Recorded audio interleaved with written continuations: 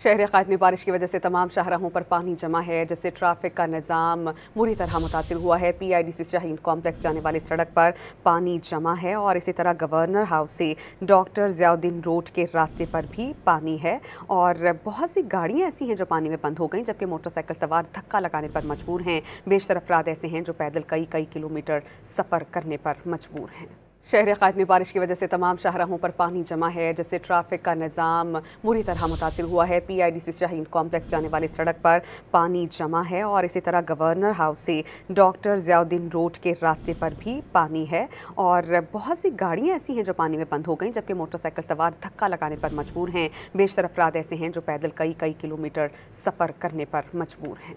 शहर क़ायद में बारिश की वजह से तमाम शाहराहों पर पानी जमा है, जिससे ट्रैफिक का निज़ाम बुरी तरह मुतासिर हुआ है। PIDC शाहीन कॉम्प्लेक्स जाने वाली सड़क पर पानी जमा है और इसी तरह गवर्नर हाउस से डॉक्टर ज़ियाउद्दीन रोड के रास्ते पर भी पानी है और बहुत सी गाड़ियाँ ऐसी हैं जो पानी में बंद हो गई, जबकि मोटरसाइकिल सवार धक्का लगाने पर मजबूर हैं। बेशतर अफराद ऐसे हैं जो पैदल कई कई किलोमीटर सफ़र करने पर मजबूर हैं।